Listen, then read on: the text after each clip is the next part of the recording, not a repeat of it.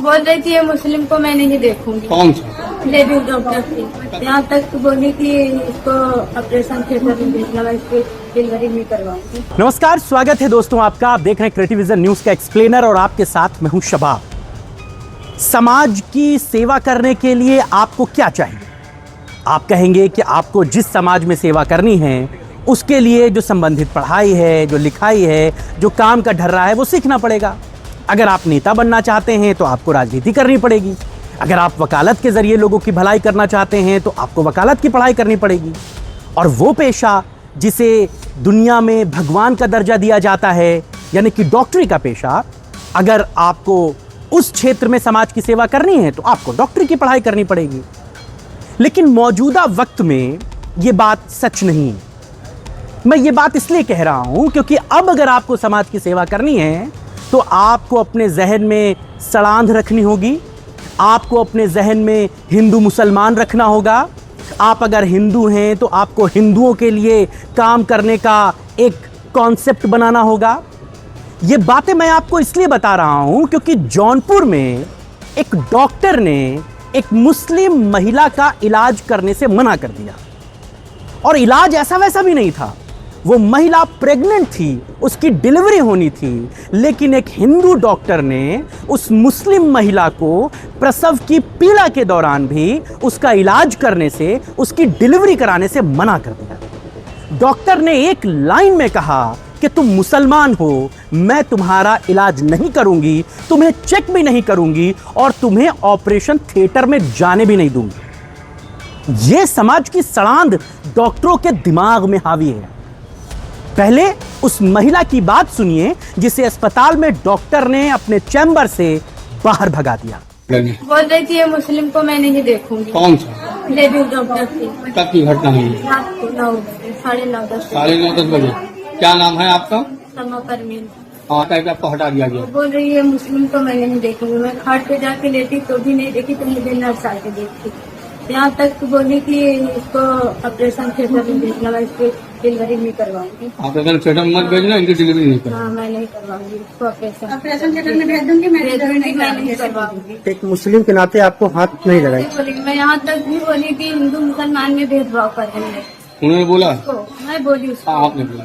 हाँ, एक इधर खाट पे मुस्लिम थे और मैं उसको छुई ना मुझे। तो सुन लिया आपने, ये महिला प्रसव से पीड़ित थी, इसको बच्चा होना था। ये जौनपुर के अस्पताल गई थी और वो भी कोई प्राइवेट अस्पताल नहीं गई थी, मां वैष्णो चिकित्सालय नहीं गई थी, वहां के सरकारी अस्पताल में गई थी। वो डॉक्टर सरकारी डॉक्टर थी, लेकिन उसके दिमाग में हिंदू मुसलमान का इतना गोबर भरा है कि वो डॉक्टर अब मरीजों में हिंदू मुसलमान कर रही है। वो कह रही है कि तुम हिंदू हो या तुम मुस्लिम हो, इसलिए मैं तुम्हारा इलाज करूंगी या नहीं करूंगी।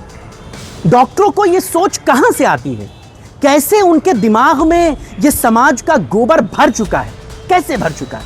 और इनका क्या इलाज है? जब महिला पत्रकारों को जब यह जानकारी हुई कि ऐसा ऐसा अस्पताल में मामला हुआ, अस्पताल में पत्रकार पहुंचे, महिला की बाइट हुई, तब वो डॉक्टर के हाथ पांव कांप गए। फिर वो तमाम दूसरी बातें बनाने लगी, पत्रकारों पर एलिगेशन लगाने लगी कि अंदर ओटी चल रही थी, पत्रकार जबरदस्ती धमकते हुए अस्पताल के ओटी के अंदर घुस आए।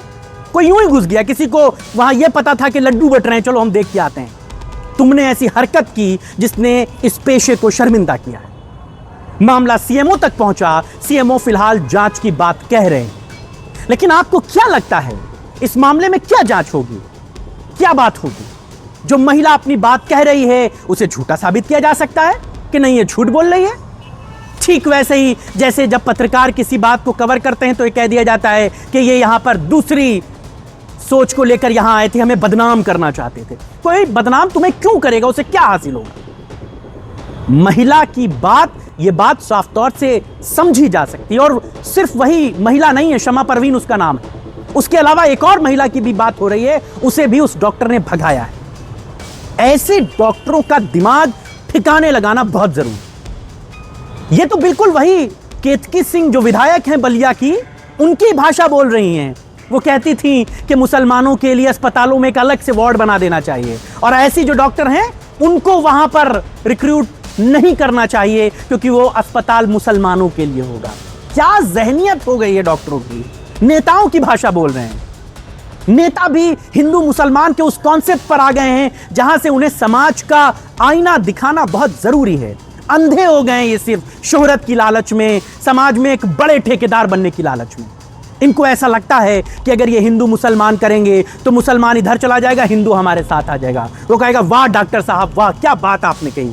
आपके हाथ तो बड़े पवित्र होंगे क्योंकि आप सिर्फ हिंदू औरतों का इलाज करते हैं, आप तो सिर्फ हिंदू महिलाओं की डिलीवरी कराती हैं, आप बड़ी पवित्र हैं, आपके पांव धोकर मैं पीऊंगी। शायद डॉक्टर को ऐसा लग रहा होगा, लेकिन कितनी शर्मनाक हरकत, कितना शर्मनाक वाकया जौनपुर में दिखा है।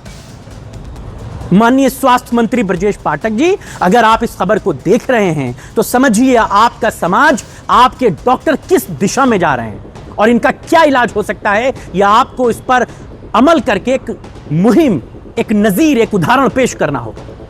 टर्मिनेट कीजिए ऐसे डॉक्टरों को, नहीं इलाज करना है घर जाकर बैठे, तनख्वाहें रोक दीजिए, इनको जितने भत्ते मिलते हैं वो सब रोक दीजिए। इनको भी अपना इलाज कराना हो तो पर्ची कटानी पड़े, लाइन लगानी पड़े, तब इनके दिमाग ठिकाने आएंगे।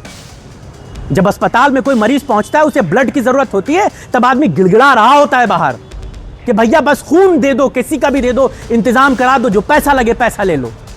और जब डॉक्टरों को इलाज करना होता है, हिंदू मुसलमान करते हैं। जाहिलों से बदतर हैं ये, और इनका इलाज बहुत जरूरी है। कैसे इन पर अंकुश लगेगा ये आप बताइए। स्वास्थ्य मंत्रालय कैसे इस डॉक्टर पर कार्रवाई करेगा ये आप बताइए। और अब देखने वाली बात होगी कि स्वास्थ्य विभाग इस पर कैसे एक्शन लेता है। आप इस पर क्या सोचते हैं हमें जरूर बताइएगा। आपके राय और विचारों का हमें इंतजार रहेगा। फिलहाल चर्चा का अंत करेंगे, इजाजत दीजिए। जय हिंद, नमस्कार।